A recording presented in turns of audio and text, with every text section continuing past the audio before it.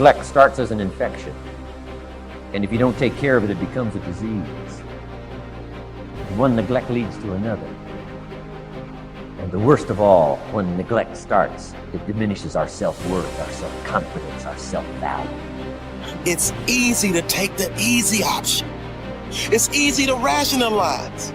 If no one around you is living at a high level, no one around you is achieving at the highest level, it might seem okay to take it easy. It's easy to get in a big, average, miserable rut. What's not easy is putting in the work when you don't feel like it. What's not easy is continuing to raise the bar when everyone around you remains the same. Not one's life is ever easy. How did you ever think you were ever going to make any progress? You can make this your time. You can take control of the life you want to live. Have the authority to know what you need to change, to know how to change, and then to take action. Have discipline for yourself into progress. Switch your routine. Good people can't really handle them on the level that someone who's great is. So you're praying for greatness and a problem comes and you're running from the problem. You don't understand that it is in solving the problem that you become wealthy. You don't understand that when you solve that problem, you solve something that 2 other million people couldn't solve. And so once you solved it, that solving the problem elevated you. There's so much knowledge out there, so much information, so many ways to get better. And we make so many mistakes. We're the product of our mistakes. And oftentimes the lesson is sitting there right in front of our face. It's there to be learned, but we miss it, or we don't pay attention to it, or we think we know better until it punches us in the face. Be confident in your ability to overcome any challenge that comes your way. Why? Because your level of confidence is going to determine what you strive for. If you don't have confidence, what you'll do is you'll see something that you want, but you won't go for it because you'll tell yourself, I'm not cut out for this. I'm not good enough for this. I don't speak well enough for this. I'm not credentialed enough, or I'm not qualified enough. And what you're doing is holding yourself back. Think about, how can you do something different? We decided to take a risk and be different. So how can you be different in your category, in your career, in your field of interest, whatever you're doing? How can you purposefully choose to evolve and do something different? Because that's a risk. And sure, not all risks are rewarded, but I'll tell you what's never rewarded: stagnation. One of the things that we must do is that we must be involved in working on achieving self-mastery. You must work on yourself continuously. Never be satisfied with yourself. If you can't fly, run. If you can't run, walk. If you can't walk, crawl. But by all means, keep moving. Part of the reason that people go watch anti-heroes and villains is because there's a part of them crying out for the incorporation of the monster within them, which is what gives them strength of character and self-respect, because it's impossible to respect yourself until you grow teeth.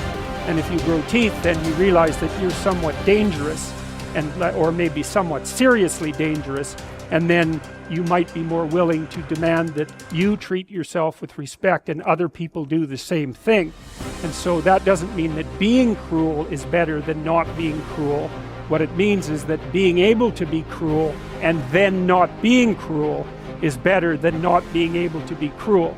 Because in the first case, you're nothing but weak and naive. And in the second case, you're dangerous, but you have it under control. And you know, a lot of martial arts concentrate on exactly that as part of their philosophy of training. It's like, we're not training you to fight. We're training you to be peaceful and awake and avoid fights. But if you happen to have to get in one, and I guess the philosophy also is that if you're competent at fighting, that actually decreases the probability that you're going to have to fight, because when someone pushes you, you'll be able to respond with confidence And with any luck, and this is certainly the case with bullies, with any luck, a reasonable show of confidence, which is very much equivalent to a show of dominance, is going to be enough to make the bully back off. And so the strength that you develop in your monstrousness is actually the best guarantee of peace. And that's partly why Jung believed that it was necessary for people to integrate their shadow. And he said that was a terrible thing for people to attempt, because the human shadow, which is all those things about yourself that you don't want to realize, reaches all the way to hell. And what he meant by that was, it's through an analysis of your own shadow that you can come to understand why other people are capable, and you as well, of the sorts of terrible atrocities that characterize, let's say, the 20th century. And without that understanding, there's no possibility of bringing it under control. It's also partly why the path to enlightenment and wisdom is seldom trod upon, because if it was all a matter of following your bliss and doing what made you happy, then everyone in the world would be a paragon of wisdom. But it's not that at all.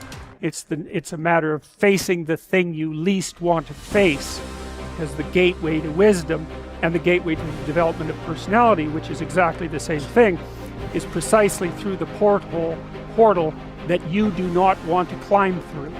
And the reason for that's actually quite technical.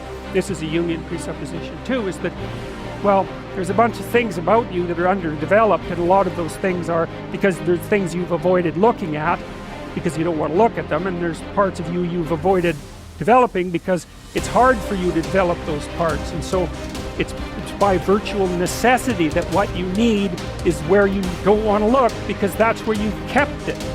The starting point of setting goals is for you to throw off all mental limitations and let your mind roam freely across the entire universe of possibilities. Your primary job at the beginning is to allow yourself to dream big dreams and determine exactly what it is you want out of life, in every area and in every dimension. Decide what's right before you decide what's possible. Imagine that you can be or have or do virtually anything that you really want to, as long as you know exactly what it is. First, make up a dream list. Temporarily imagine that you have no limitations of time, money, knowledge, contacts, experience, or education. Imagine that anything that you can write down is possible for you. Remember, anything that you can clearly define and crystallize on paper is probably possible if you want it long enough and hard enough and are willing to make whatever efforts and sacrifices are necessary. There are no unrealistic goals, only unrealistic timelines. The very act of writing your goals down sets the whole universe to work in your favor and activates all the mental laws to help you. In fact, many people have had the experience of writing out a list of goals on New Year's Day, putting them away and not referring to them again until the end of the year, and then finding that 80% of the goals have been achieved, sometimes in the most amazing ways. The very act of writing down big, challenging goals causes three things to happen. First, your self-concept improves and your self-confidence goes up immediately. The act of setting goals requires self-confidence and simultaneously builds self-confidence. Having the courage to write down what you really want improves your self-image and raises your self-esteem. The action itself generates a feeling of greater personal power and ability. Second, tap into your mental and emotional powers. Goal setting actually gives you a burst of physical and mental energy. Your heart rate and your respiratory rate speed up. The very act of goal setting is inherently exciting. It sounds a little corny, but someone once said, feeling listless. Make a list, it's true. It's like stepping on the accelerator of your own mental and physical potential. And if you do it every day, the results can be amazing. Third, commit it to paper. The very fact that you have committed a goal to paper dramatically increases the likelihood that you will achieve that goal. Your mind is structured in such a way that you cannot write down a goal clearly on paper without simultaneously having the ability to somehow attain it. The most important question is, how badly do you want it? As soon as you plant the garden, the busy bugs and the noxious weeds are out to take it, And you've got to learn not only to nourish your values, you've got to learn to do battle with your enemies. Whatever threatens you, I'm asking you to threaten it back. Take care of your responsibility, but don't take anything off of anybody. Somebody wants to destroy your chances for a good future by their negative talk, negative thinking, putting it all down. I'm telling you, walk away if you have to. Walk away. Whatever threatens you, threaten it back. Whatever threatens your opportunity, threaten it back. Now, some of our enemies are on the outside, but here's the most important thing to understand. Some of our enemies are on the inside. Let me give you a quick list. Indifference. You got to do battle with your own indifference. Boy, it's easy to coast, especially if you've accomplished something, extraordinary. Now, somebody says, well, I got to relax. Here's the key. Not too long. The weeds will take all you plant if you rest too long. Don't rest too long. Indecision. You got to make those decisions. The ones that don't turn out to be good gives you experience to make better decisions. Don't let much time go by without making some decisions. The ones that you can make quickly, make them quickly. The ones that take time, take your time. But get those decisions made. Don't let indecision be an enemy, rob you of the future, empty your bank account, leave you with zero in the purse. Don't let that happen. The next one is doubt. But I'm asking you not to pick up all those doubts. I'm asking you to have some faith, have some courage, believe, drive your doubts into a small corner. Don't let them loose like a mad dog, drive you into a small corner.